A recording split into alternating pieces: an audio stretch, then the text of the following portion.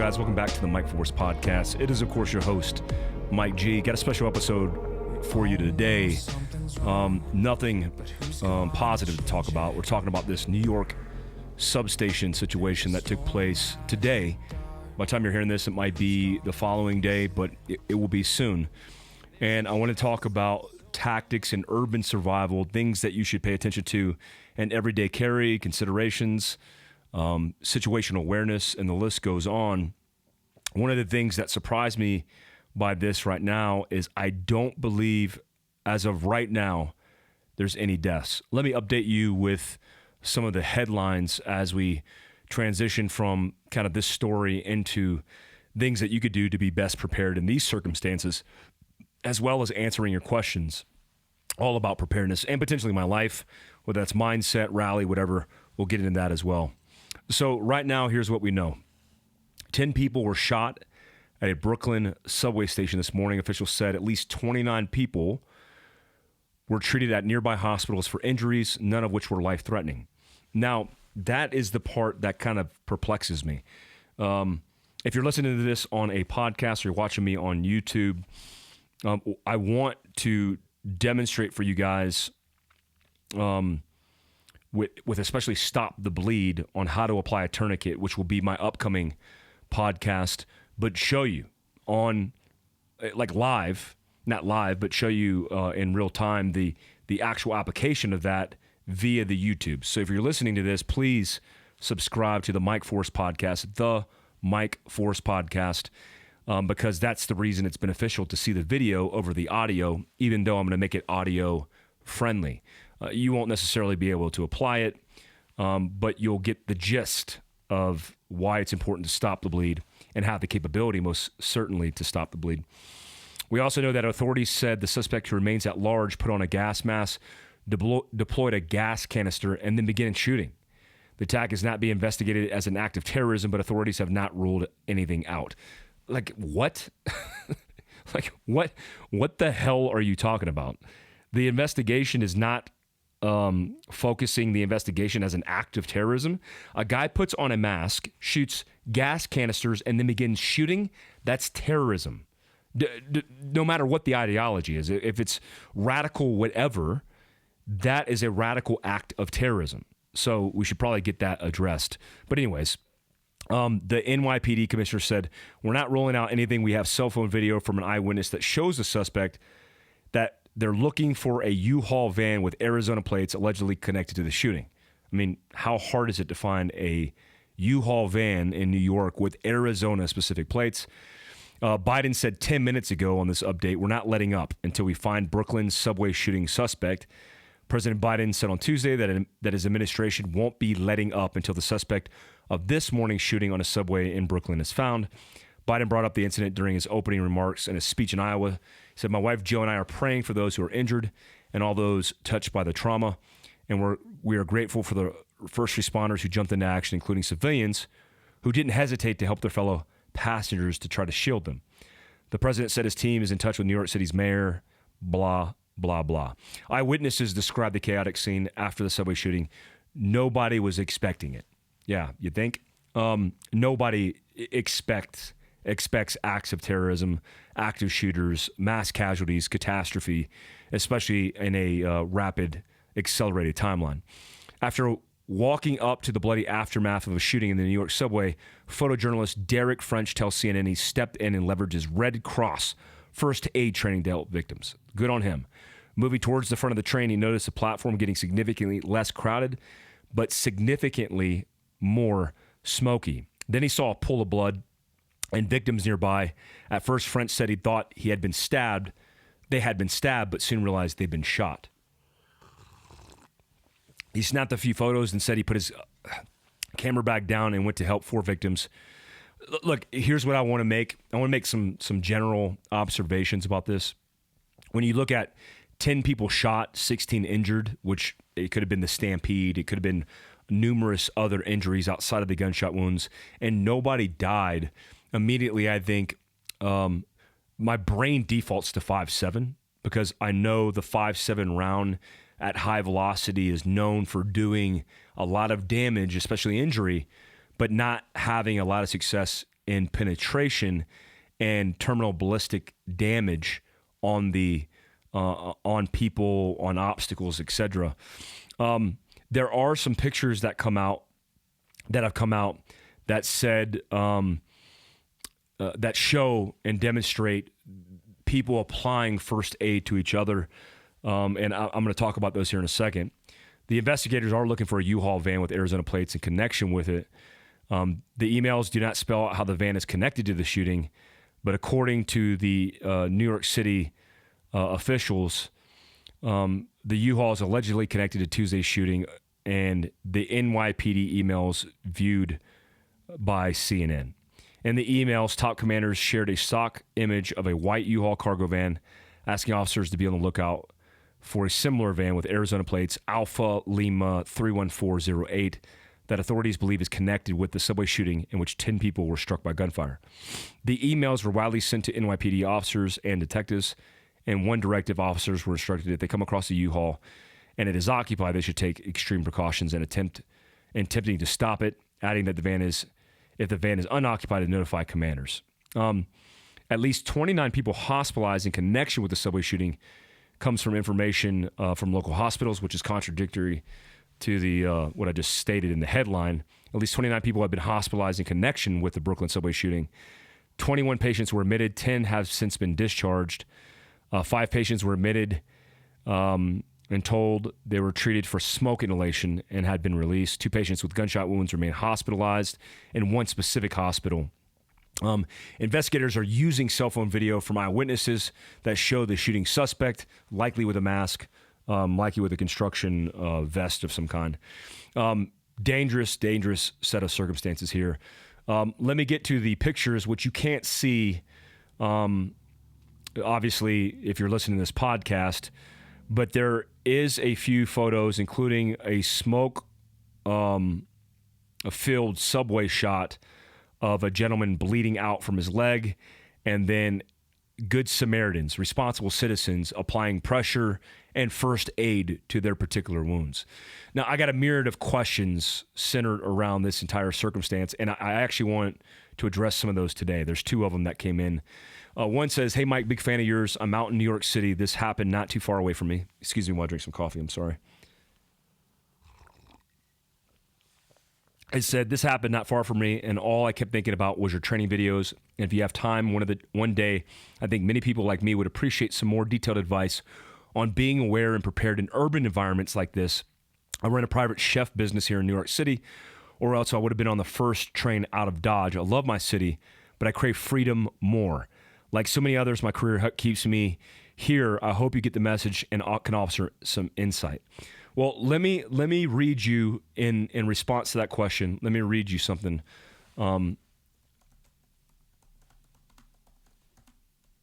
Bear with me. This happened yesterday. Yesterday, the Biden administration executed a executive action on guns and maybe more, the headline says. The executive action on a gun safety rule was a sign of things to come for a president who was finding it harder to get his agenda through.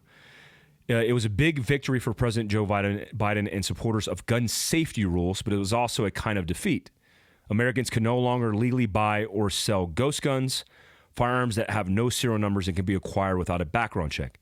But Biden did it the new fashion way by executive action that didn't require passage from an uncooperative Congress. I like how they use the word uncooperative if the legislators of your constituents is representing the people, and all of a sudden it's uncooperative. How about it's representative of what the people want? Many people in this country do not want more gun laws, including myself. There's a reason why Ukrainians are dealing with the circumstances that they're dealing with, where hundreds of thousands of guns and ammunition were distributed and disseminated amongst its people so they could defend freedom against a tyrannical and outrageously dangerous government, the government of Russia. So to say that we need to enact more rules against law-abiding citizens, because that's what we're talking about. Immediately, I'm waiting for the political twist on this where they come out and say, see, we told you, guns need to be stopped. And then it comes out that this guy didn't use an assault weapon. I think so far it's been reported that he might have used a pistol. So he's not using a weapon of war, an AR-15, an AK-47. In this, he documents that this is the gun, he said, it's not hard to put together. Anyone can order it in the mail. Anyone, a felon, a terrorist, domestic abuser, can go from a gun kit to a gun in less than 30 minutes. Why would a criminal build a ghost gun when they could literally just buy a gun off the streets and use it to murder innocent people? Police say they're finding such guns in droves at crime scenes. Some 20,000 ghost guns were reported to the Bureau of Alcohol, Tobacco, and Firearms and Explosives last year, and not reported in crimes. That statistic is missing. I would beg to differ with that statistic that it is a systemic problem that ghost guns are being used in an epidemic, which is crime or murder against innocent people. I would venture to say that's not true because the statistics would likely be in this article. Stand by, one more sip. The rule proposed months ago and made final after a public comment period bans the manufacture of what Justice Department calls the most accessible ghost guns, the buy, build, shoot kits. People can purchase online or at a store without a background check and assemble easily at home. The new rules also require firearm sellers to take any unserialized gun into inventory so they can be given serial numbers. What? The announcement of the final rule is a policy and political accomplishment for Biden, who has been under pressure from gun safety advocates, many of whom were at the White House event, and one whom a student survived a school shooting herself. Guess what would have saved you in that school shooting? Less laws and restrictions against you and your ability to protect yourself, even with a ghost gun. That's what it would have saved potentially the lives around you as a survivalist, somebody who survived. Maybe if you were trained, maybe if you were equipped, you could have been able to prevent that shooting altogether. So, but it was also a sign of things to come for a president who is finding it harder to get his agenda through a closely divided Congress, especially as midterm elections come. This is what we're dealing with. An assault weapons ban, where he's advertising he wants the banning of assault weapons. The list goes on. This will be used as political, as always, propaganda to push the agenda of banning guns for law-abiding citizens.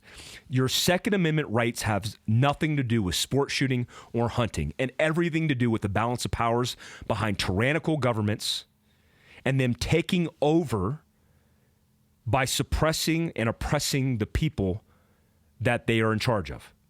Because the government wants more control over you, the institution that you work with or work for, your business, and dependency on all of its systems so that it could run and control and rule your life.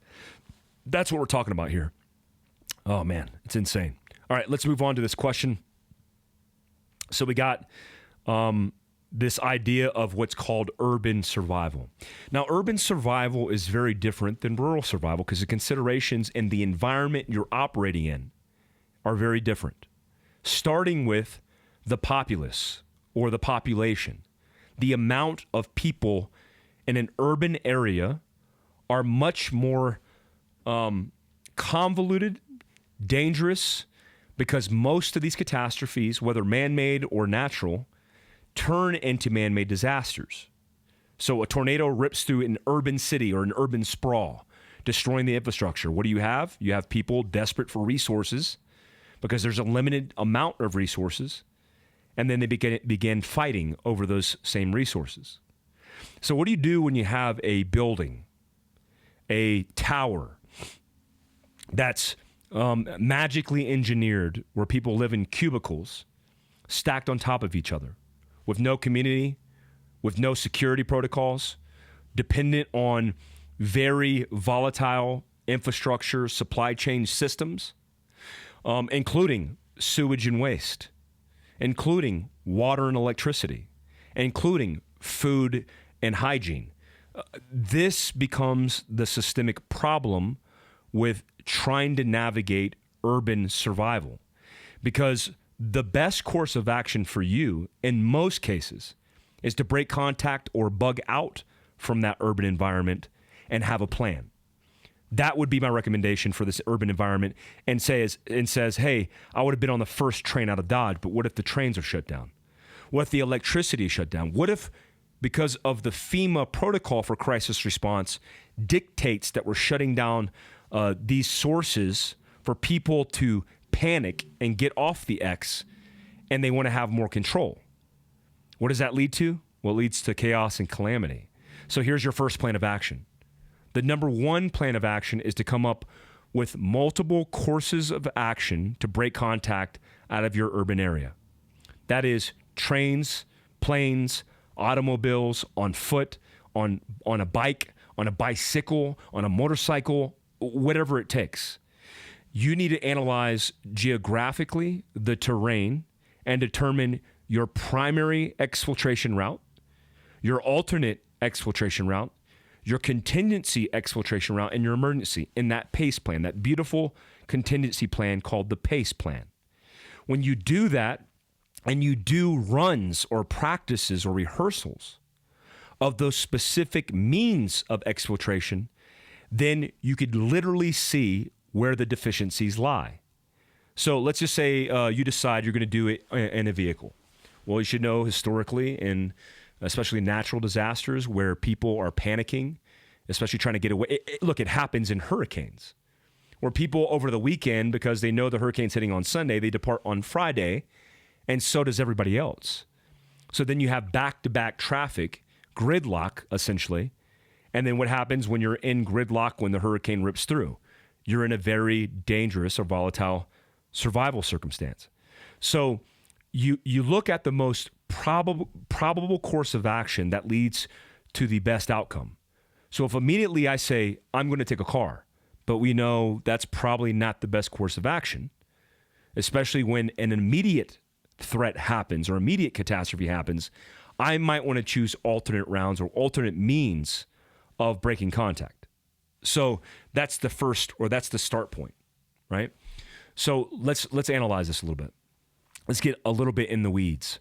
If I have a vehicle and I catch it early enough, then certainly I could break contact. Let's say I'm at work and I hear something like this thing is going down, right? It starts to roll out of the news.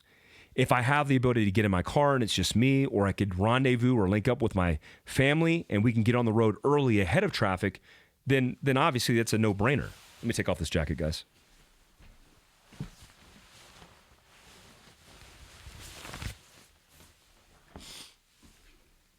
Ooh, it's getting warm. That's coffee. This AK-47 is warming me up. This AK is warming me up. Big shout out to Black Rifle Coffee Company. So if I know that I can get out early, then that's my primary. But what happens to your alternate plan? Now, let's say your alternate plan is a bike.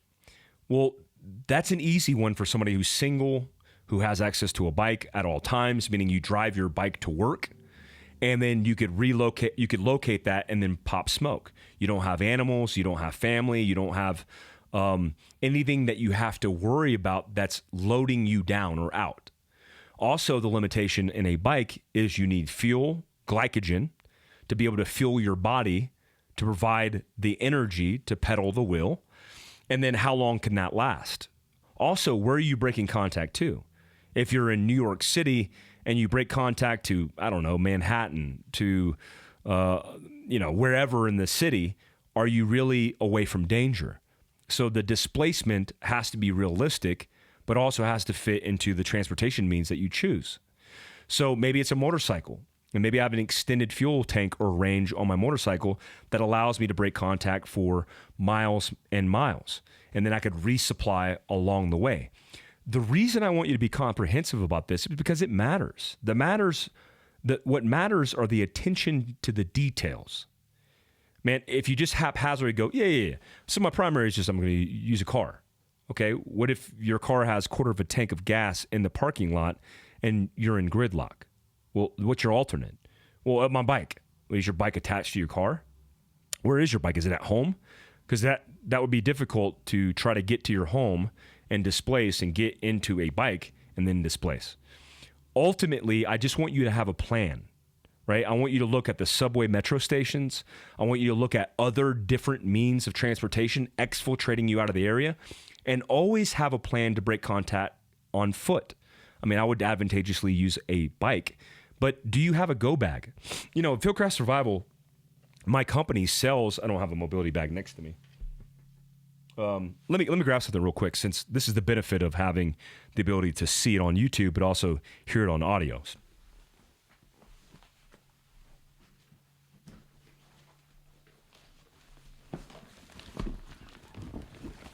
So you could hear that crinkling for the audio guys. This is my 40-liter loadout bag. So it has backpack straps. It has the ability to tether first aid survival pouches to it. I even have one of my ankle holsters here that have first aid. So this would be the proper setup to be able to utilize your first aid equipment that's readily accessible, because it's around your ankle, right? So it's either it's a loadout bag or it's on your person. Do you have the ability to throw that on your back and allow that to sustain your life while you're breaking contact?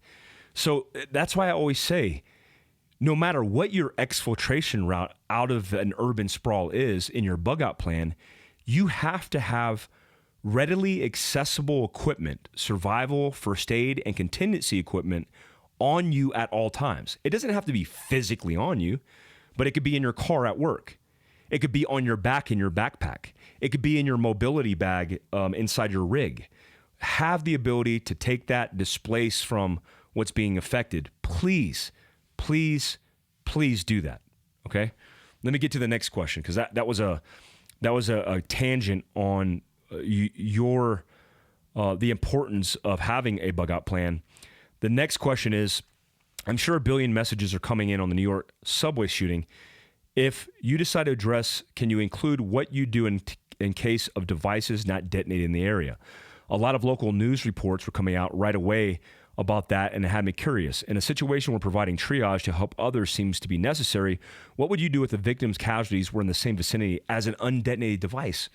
Dude, very good question. Very good question. In the military, we dealt with this all the time. You know, this isn't an OPSEC violation. This is common sense. If a terrorist, this is an act of terrorism. If a terrorist detonates a device and that detonated device creates casualties, and then you go to triage or treat the casualties on the X, there could be a secondary undetonated device that's meant to hurt and kill first responders and people in the vicinity. It's a basic tactic in guerrilla warfare. So what is the right answer? Well, the right answer is get the immediately injured personnel or people off the X, disjoint them from the casualty producing site, and get them away from that to properly treat them. Sometimes you can't help it, guys. I mean, sometimes this happens, but you have to be prepared to break contact. If my spouse, my loved one, somebody as a responsible citizen I came against or came across was injured, I am dragging them as far away as possible from where I think the potential undetonated device is, or where their danger might likely be. And again, sometimes you have to do the best you can. But if you treat on site, be very precautious in doing your 5s and 25s, this analysis of 5 meters and 25 meters in front of you, to assess what potential obstacles and dangers are in the vicinity of you. That is a clear and easy way. Remember, we never violate security when we're looking at setting ourselves up for success for treating anybody. So we don't walk up into a scene and go, okay, let's just start treating people. We walk up on the scene and assess the security situation, because if we haphazardly start treating and become a casualty ourselves, then we just complicate the situation by becoming that casualty. Okay? That is a general rule of thumb. That is applicable in this circumstance, and also any dangerous scenario that includes casualties. All right, guys, so I'm going to kind of shift focus, because some of these questions might pertain to this situation. Some may not, but I'll try to make them fit into context, even if they're close. And then I'll do a separate podcast on urban survival next rollout. Here we go. These are the questions that you asked me. I'm intrigued by the post you shared on feminism and would like to hear more thoughts. Interesting. So I got a lot of feedback from that post. A lot of the stories that I repost, I don't get too deep in the weeds, but I do look at the surface. So whatever I'm reading, I ensure that makes sense for me. And here's what I'll say. I am a conservative, but I'm also somebody who believes that people, not just women, but people should be allowed to live in this great country and do what they want to do. But I also am a traditionalist in the sense that I like the idea of having roles in a family unit. I like the idea of having specific roles to advantageously live a optimized life. Now, here's what I'll say, because I would love to be a house dad, right? I would love to stay at home, go take my kids to the zoo, go do all these specific things, and have a breadwinner who's out supporting the family. I wouldn't mind that. But in my circumstance, I am the breadwinner. I am the person who's making all the income. But I would like a woman who doesn't mind to fall in that traditional role. Now, I have had past relationships where women wanted to achieve amazing and aspirational things, which is fine. Live that life. But I think I'm best suited for a woman who wants to support me bringing in the highest amount of revenue because we're supporting each other in a partnership in life. I'm not the guy who's sitting on the couch and goes, you wash the dishes. That's your job. I will help do dishes. I will help change diapers. I will help do whatever. There's no defined chore that I think needs to be delineated, but I do like traditional roles. I think that's beneficial, especially in an optimized life. So when it comes to feminists that are advocates of females living their best life, well, some women don't want to live their best life in achieving career goals or professional goals. That's not their best life.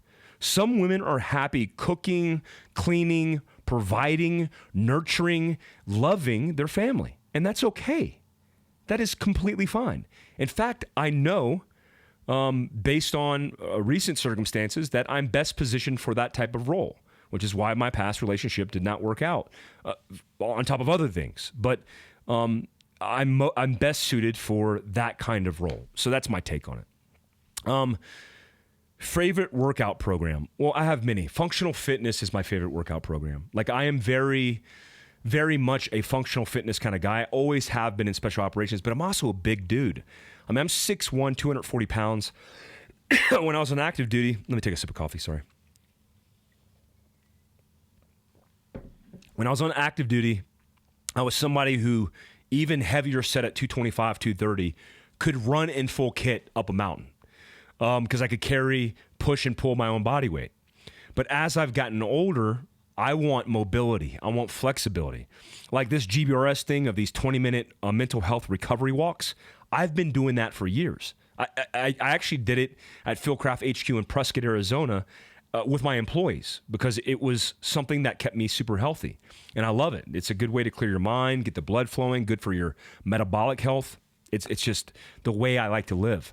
So my favorite workout program is maintaining muscular strength, core strength, muscular strength, and also mobility and flexibility.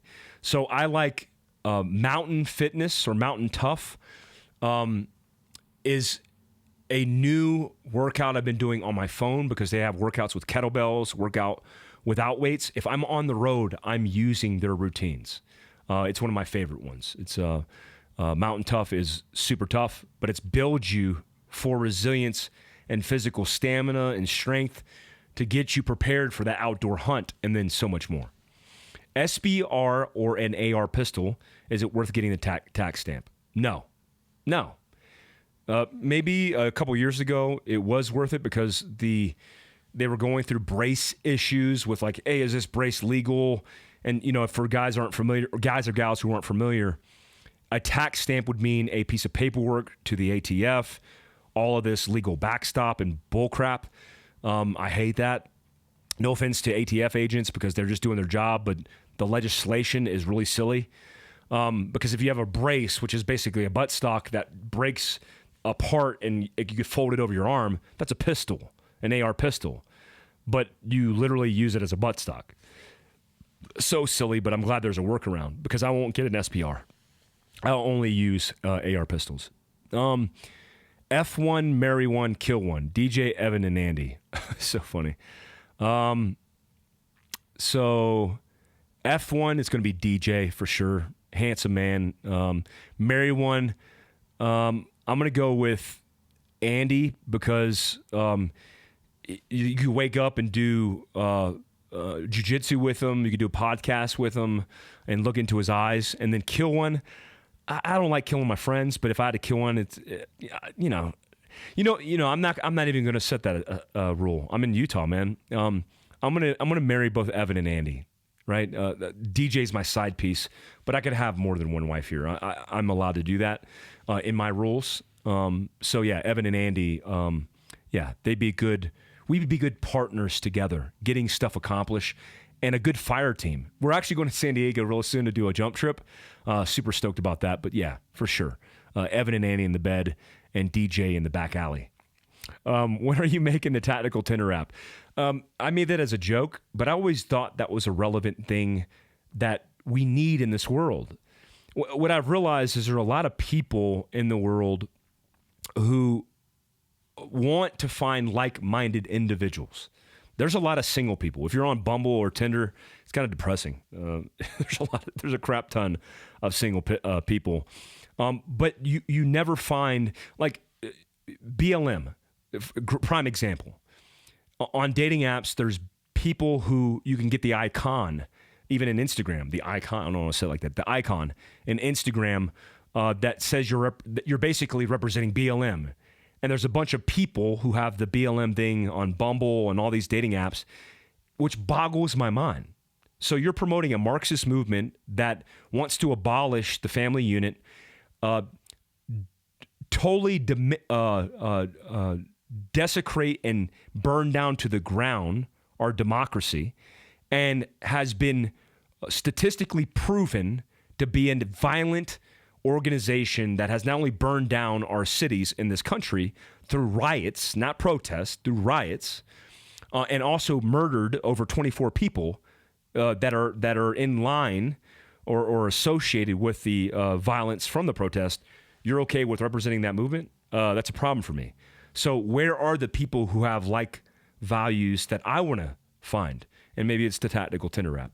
If you're a investor, if you got a lot of money and you want to blow it on me, I'd be willing to do that with you because I think it actually would be pretty cool.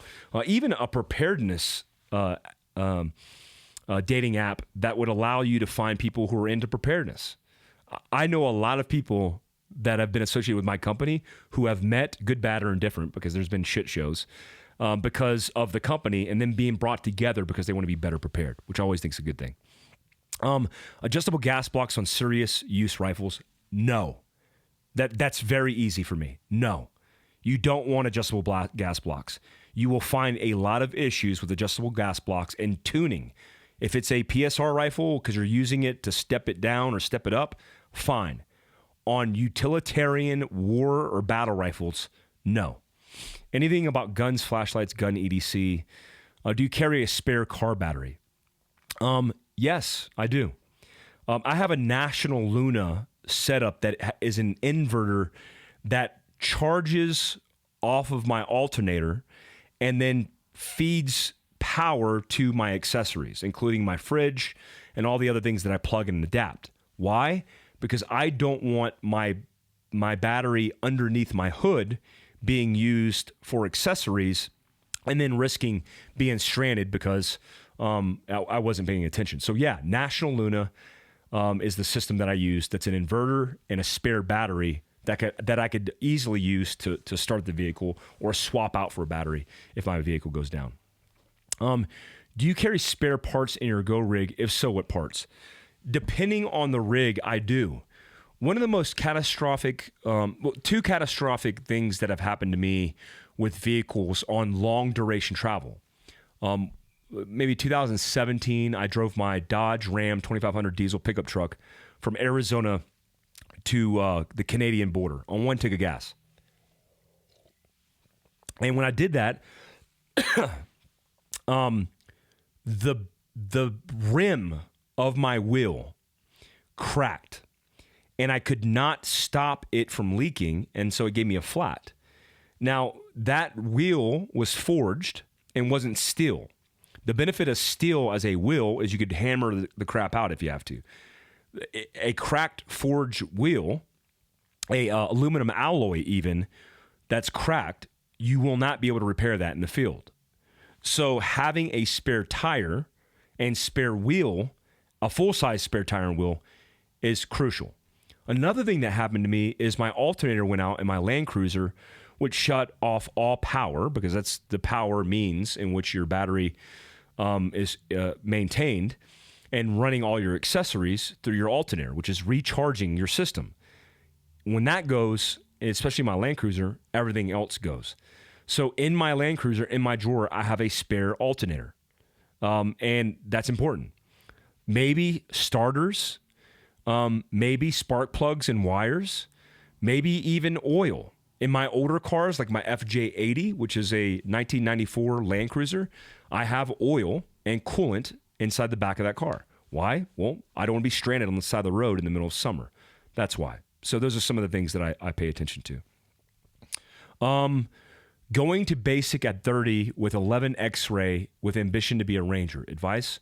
Don't sign up for 11 X-ray. I was 11 X-ray and they made my MOS.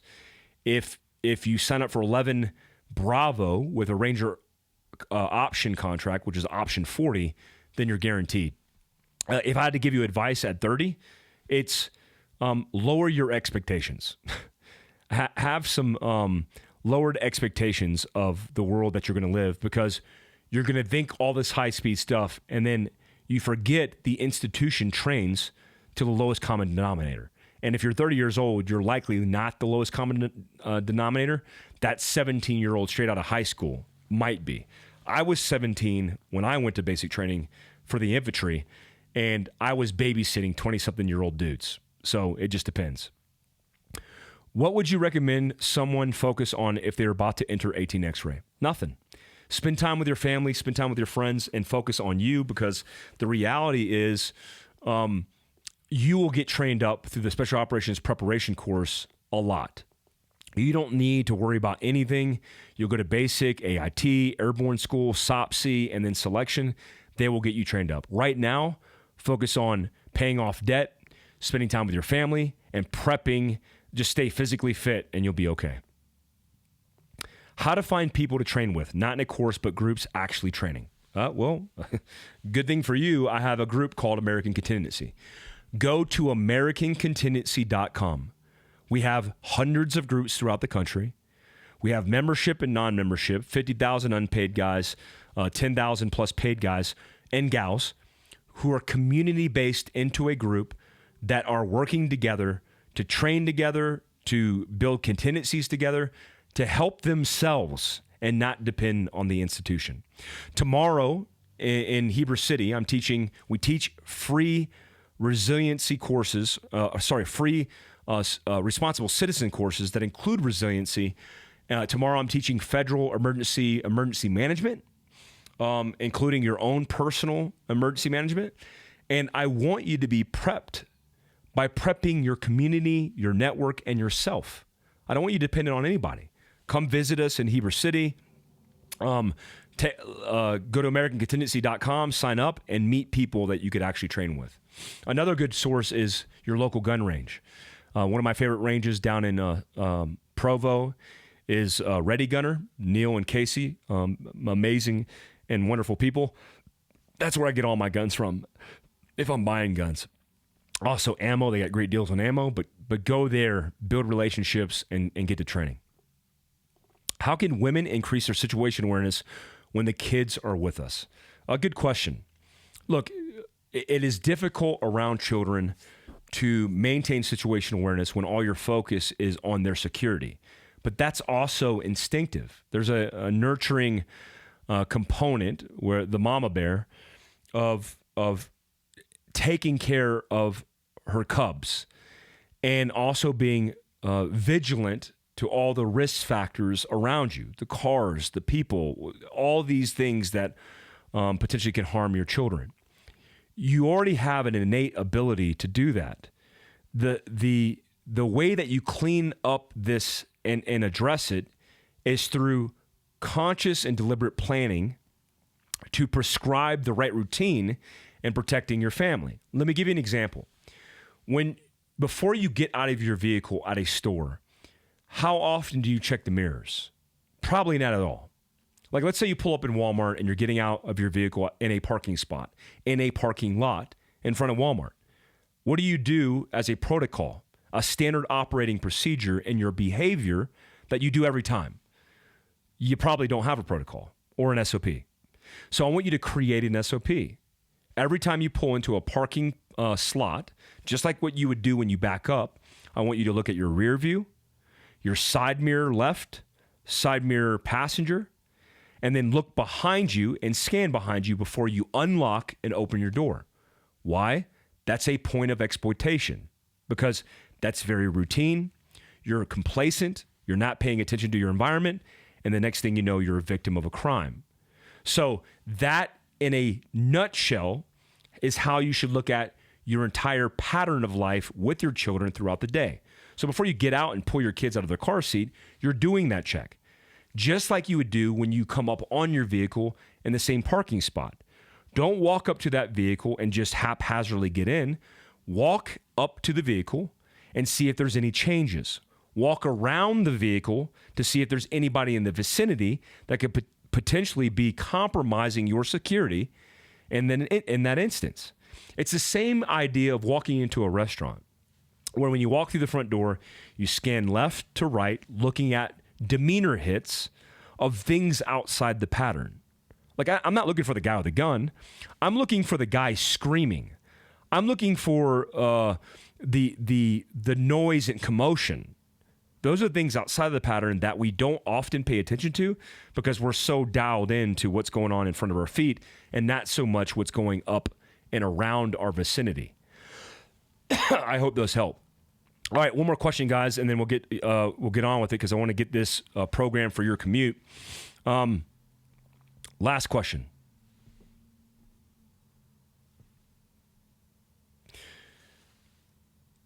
Can you do content on your method to pre-mission planning? Yes, I'll do that.